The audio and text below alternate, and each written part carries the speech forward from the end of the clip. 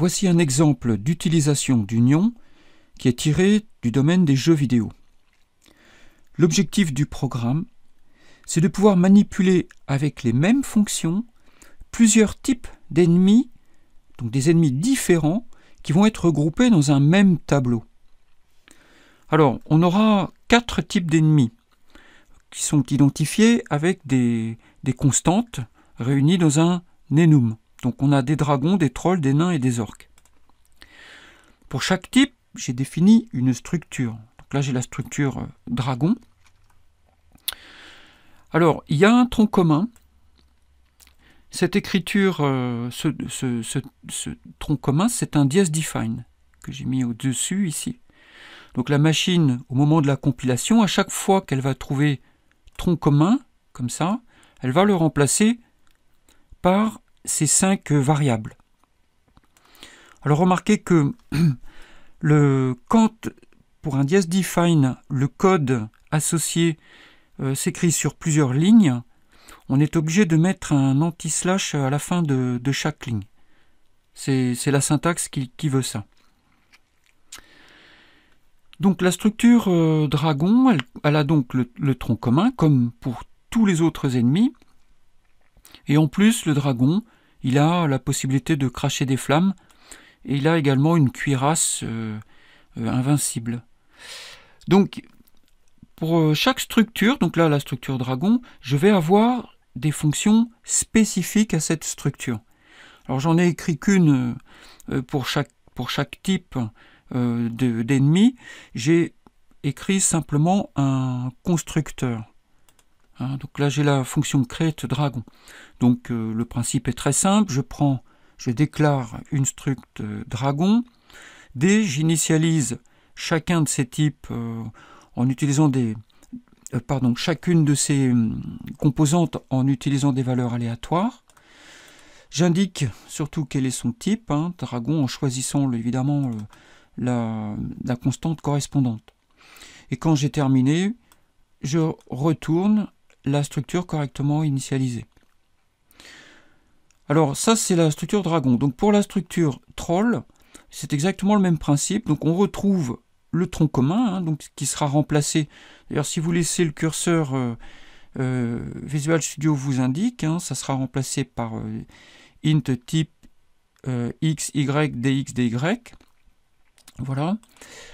Et puis le troll a en plus du muscle et une masse, qu'on utilise ou pas dans les combats ensuite.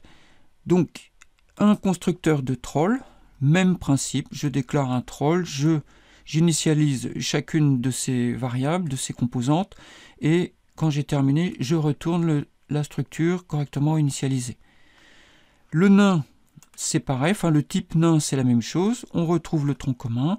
Le nain a une hache et une longue barbe. Le constructeur initialise une structure nain, puis retourne la structure initialisée. Et l'orque, les composantes supplémentaires, donc toujours le tronc commun bien sûr, et comme composante, il a un poignard et des griffes. Et là, évidemment, le constructeur, le voilà, que c'est toujours le même principe en tout cas. Alors maintenant que j'ai défini tous les types d'ennemis que je souhaite dans mon jeu, je vais définir une union qui me permet, qui est en quelque sorte un type générique d'ennemi, qui va définir un type générique d'ennemi, grâce auquel chaque ennemi va pouvoir prendre une forme différente. Dans mon tableau, après j'aurai un tableau et j'aurai donc un tableau d'ennemis de types différents. Alors aussi, quelque chose qui peut être intéressant, ce serait de faire évoluer un ennemi d'une forme vers une autre. Par exemple, un dragon qui se transforme en elfe ou je ne sais quoi. Donc ça dépend du scénario du jeu ensuite. Alors là, on va trouver un peu plus de fonctions. Donc on va avoir une fonction d'initialisation, une fonction d'affichage et une fonction pour faire avancer les ennemis. Alors, le tableau d'ennemis, le voilà. Et la définition, donc le type ennemi, c'est directement une union. Donc je n'ai pas fait une structure discriminée comme je l'ai fait pour la plateforme de météo. Là c'est différent, j'ai pris directement un union. Et j'ai utilisé l'effet poupée russe en fait sur l'espace mémoire total de l'union, la possibilité d'accéder aux premiers champs qui seront donc contenus par le dragon, le troll, le nain et l'orc. Le fameux tronc commun. Alors c'est pour ça que ici, j'ai défini pour le tronc commun une structure particulière que je vais vous montrer là, voilà, que j'ai mise ici, là voilà. Donc en fait c'est une structure qui s'appelle tronc commun, donc c'est un type, et qui contient uniquement le tronc commun, à savoir ces cinq variables. Alors ces 5 variables correspondent, la première pour le type, les deux ici c'est la position du personnage, et ça ce sera pour son déplacement. Et le tronc commun va jouer un rôle très important, justement, par exemple, quand dans la fonction où il s'agit de faire avancer les ennemis, parce qu'à ce moment-là, c'est cet élément que je vais utiliser pour faire avancer les ennemis, quel que soit leur type. Donc, comme ça, je n'aurai pas besoin de passer par un switch. Et ce qui est intéressant aussi, c'est que, comme je disais tout à l'heure, j'utilise le fait que dans ce bloc mémoire, là j'ai un seul bloc mémoire, pour chaque élément, pour chaque ennemi, il y a un bloc mémoire. Ils auront donc, tous les ennemis auront la même taille en mémoire, la taille du plus grand élément, et tous en premier, comme première valeur, ils auront le type. Donc le type, on le retrouve aussi dans le tronc commun, dans la structure tronc commun. Voilà, c'est-à-dire, je le remontre ici. C'est bien la première chose. Ensuite, on a la position, ensuite on a ça. Et ça, c'est vrai pour tous les types d'ennemis, qu'il s'agisse du dragon, du troll, du nain ou de l'orc. Voilà, ce qui veut dire que quand je crée une union et que j'initialise avec dragon, en premier, il a le type, ensuite il a la position, ensuite il a le déplacement.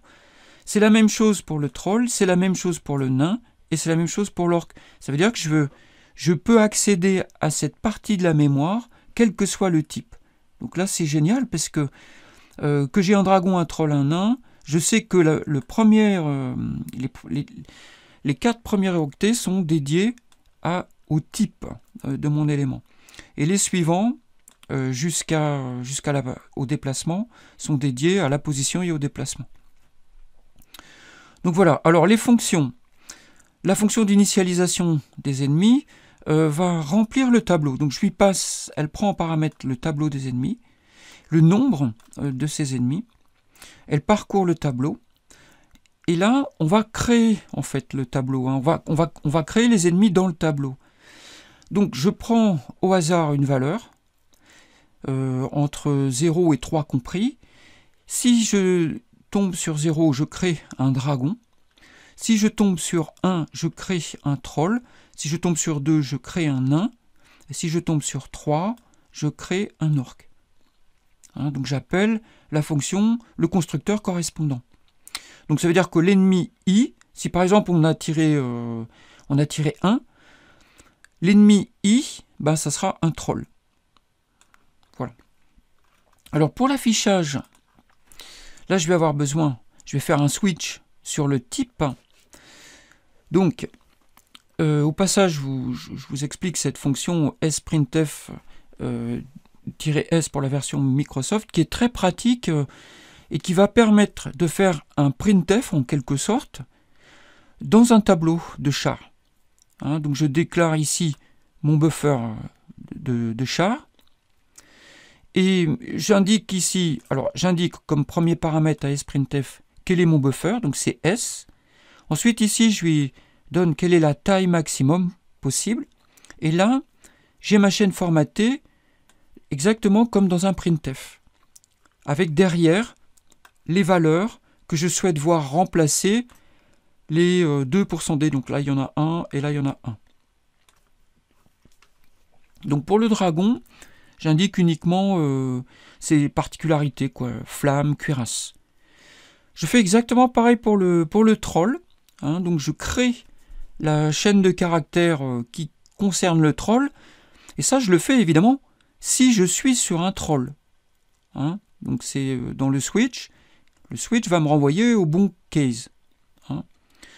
Je fais pareil si jamais je tombe sur un nain. Et je fais la même chose si je tombe sur un orc.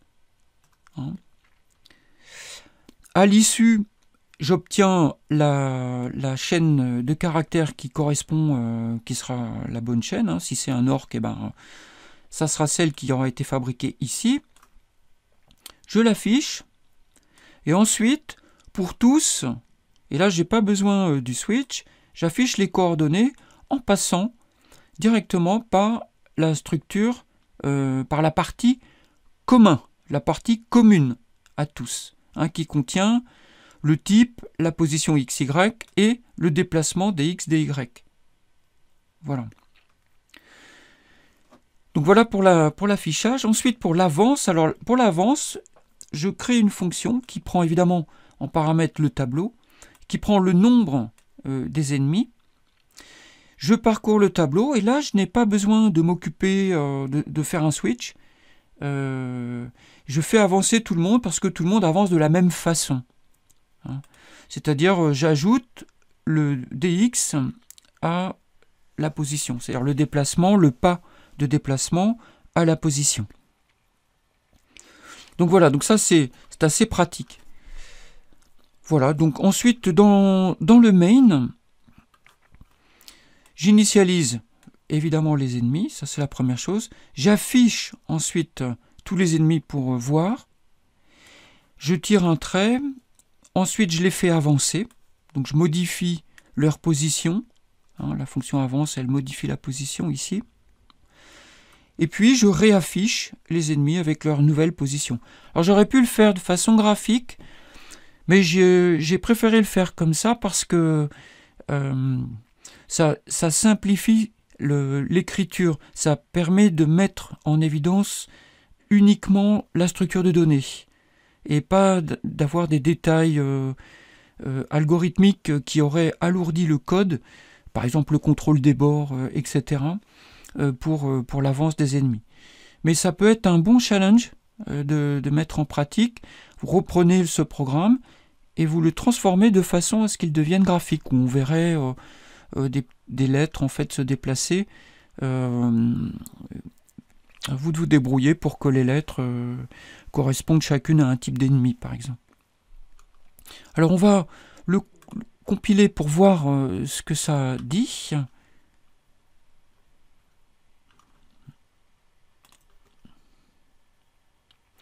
Voilà, donc au démarrage, donc dans mon tableau, j'ai 10 ennemis. Alors j'ai un orc, ensuite encore un orc, un nain, un dragon, un nain, un orc, un troll, encore un troll, un orc et encore un orc. Donc j'ai une majorité d'orcs. À chaque fois, vous voyez, j'affiche leur potentiel, enfin les valeurs qui leur correspondent. Et puis évidemment aussi, après on peut travailler, rajouter des fonctions et faire en sorte que, par exemple, si vous faites des combats, alors ça pourrait aussi être un challenge, c'est de fabriquer, d'écrire les fonctions de combat qui vous permettent de régler des combats entre types différents. Voilà, donc là, c'est la séparation et je réaffiche le même tableau, mais cette fois-ci en ayant modifié les coordonnées après passage dans la fonction avance. Donc on peut vérifier, donc je vais regarder pour le premier orc. Donc au départ, ses coordonnées en X c'est 75 avec un déplacement de 16. Donc normalement ça devrait faire 85 et 6, 91 après avoir bougé. Voilà, c'est bien 91 en X après avoir bougé. Hein, où j'ai additionné dx à X pour l'orc. Voilà, donc ça, je trouve que c'est vraiment intéressant. Alors, cette structure de données, elle est utilisée dans la librairie Allegro pour gérer les événements, en fait. Les événements sont gérés exactement de cette façon. C'est-à-dire qu'on n'a pas une structure événement, on a une union événement, et les fonctions qui qui écoutent en quelque sorte les entrées d'événements dans l'environnement pendant que un programme tourne. Je ne me rappelle plus, c'est Wait for Event, quelque chose comme ça. Eh bien, elles vont prendre en paramètre une union exactement écrite sur le même principe que celui-là.